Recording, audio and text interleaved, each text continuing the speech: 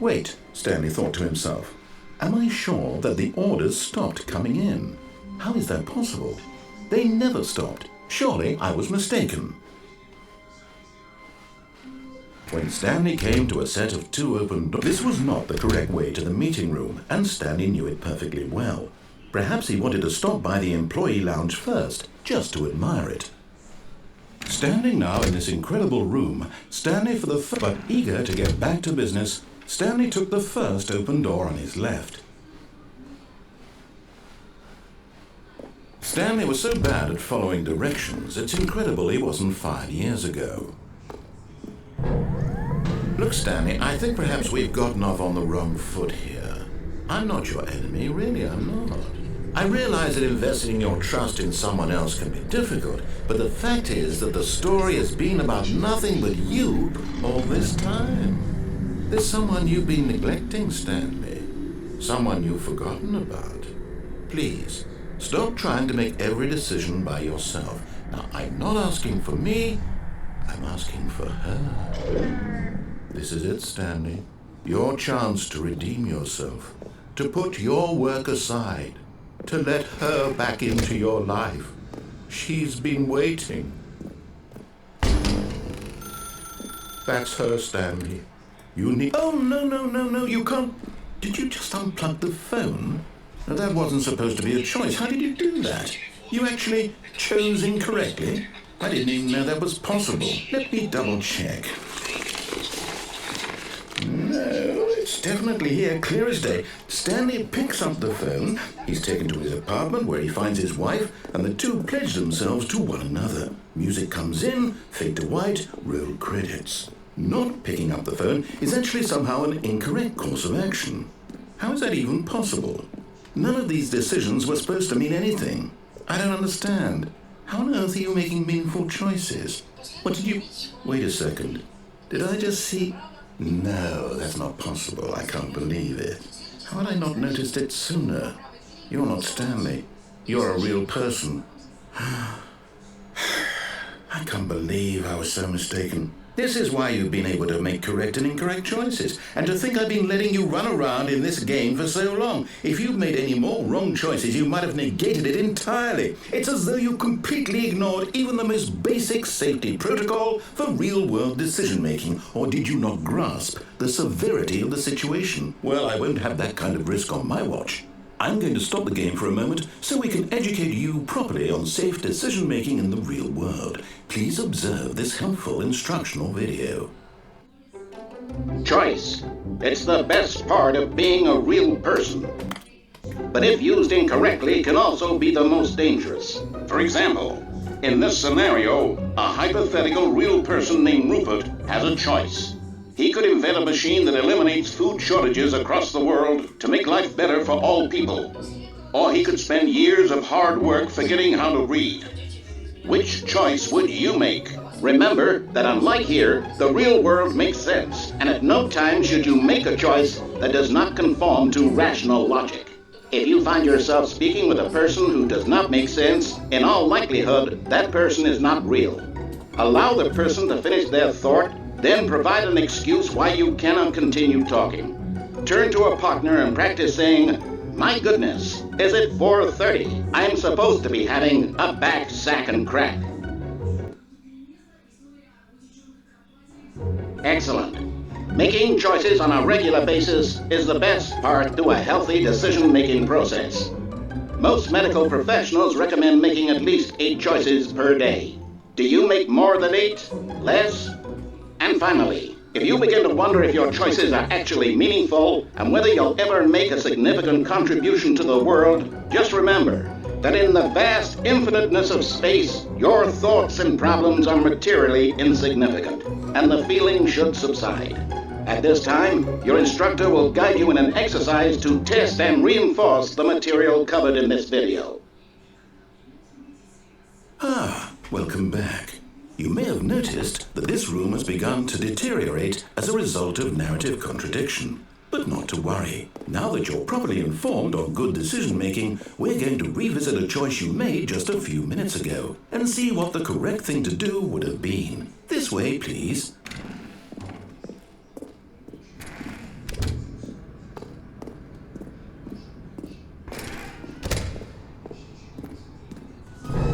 Now that we know your choices are meaningful, we can't have you jumping off the platform and dying.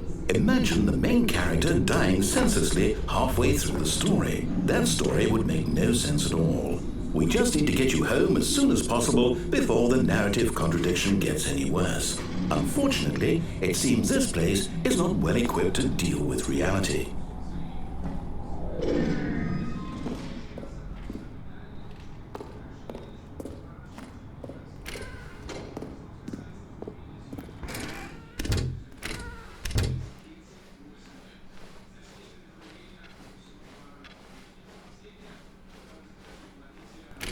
Almost there. You'll take the door on the left, back to the correct ending, the story will have resolution once again, and you'll be home free in the real world. Now remember, all you need to do is behave exactly as Stanley would. That means choosing responsibly and always putting the story first. I'm quite sure you'll be up to the task. Just follow my lead and you'll be fine. All right. When Stanley came to a set of 2 open doors, he entered the door on his left. No! Why did you do that? Quickly, hurry back in the other direction. Perhaps we're not too late.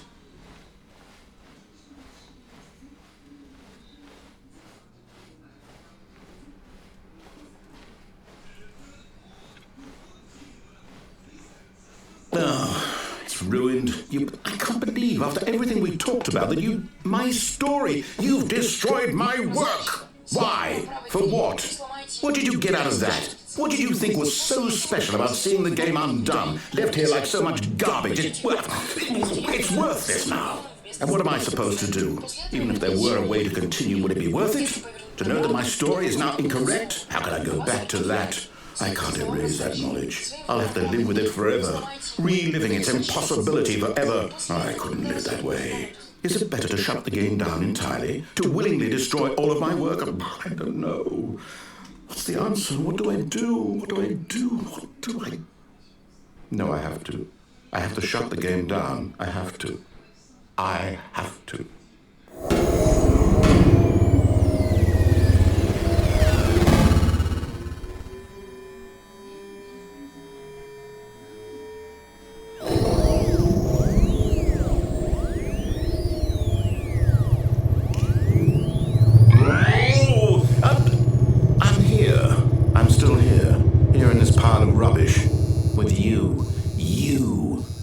You were so clever. Now look where we are. My entire game is destroyed.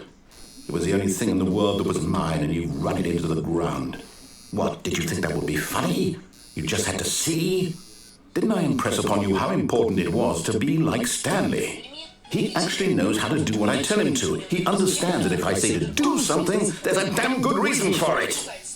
That thought hadn't even occurred to you, had it? That there's a world outside of you?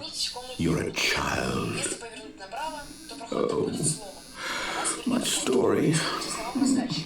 If you'd just gone through the door on the left, you would have seen it. There was a whole underground facility. You would have destroyed it and been victorious. It would have been so perfect. I worked so hard on it. I tried so hard to behave exactly as Stanley would. That means choosing responsibly and always putting the story first. I'm quite sure you'll be up to the task. Just follow my lead and you'll be fine. All right. When Stanley came to a set of 2 open doors, he entered the door on his left.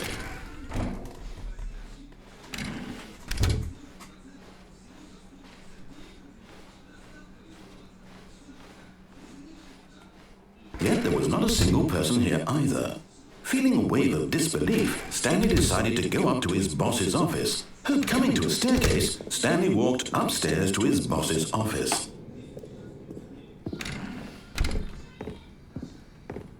Stepping inside his manager's office, Stanley was once again stunned to discover not an indication of any human life. Shocked, unraveled, Stanley wondered in disbelief who orchestrated this, until he saw the door with a voice receiver next to it. Surely behind this door lay all the answers to his questions. And beyond all probability, he knew the passcode. He had seen it on his boss's computer just last week. Night Shark 115. Was this the code to open the door? Would it still work? There was only one way to find out. Stanley had been trained never to speak up, but now he would draw from within himself the courage to face the unknown. He drew a sharp breath and then spoke the code. Акула 115. Акула 115. Stanley spoke the code. Night Shark 115. He spoke it into the receiver, right there on the wall. Night Shark 115. Нет? Откройте. I'm sorry, is there a problem? You didn't mishear me, did you? Please speak the code into the receiver. Otherwise we can't get on with the story. This is a crucial step. Тут нету голосового. Okay, fine, you're not going to do it, but you know what? It's pretty humiliating to bring you this far, only for you to suddenly decide you have better things to do. I asked you for this one single thing, for your respect. The kind of respect Stanley shows for his choices. He knows what it means to take a story seriously. If you didn't want to see what I had to show you, then why did you come here? You had a choice, you know. You could have gone through the door on the right. You could have done whatever the hell you wanted over there. Why did you come this way? Speak. Say something to me. Explain yourself, you coward. You... When Stanley came to a set of two open doors, he entered the door on his left. Мы можем выйти к вам. Stanley? Hello? Are you... Is everything okay? Stanley, please. I need you to make a choice. I need you to walk through the door. Are you listening to me? Can you hear me? Is everything all right? Stanley, this is important. The story needs you. It needs you to make a decision. It cannot exist without you. Do you understand me? Whatever choice you make is just fine. They're both correct. You cannot be wrong here. We can work together. I'll accept whatever you do. I simply need you to take that step forward, please. Choose. Do something. Anything. This is more important than you can ever know. I need this. The story needs it. So, you hear me? Are you there? Are you listening to this? Stanley, are you there? Okay. It's okay, I can wait. You need time to decide. Time to make sure your choice is correct. That is the best choice. That's all right. I'll wait for you to decide what's the right thing to do. Take as much time as you need.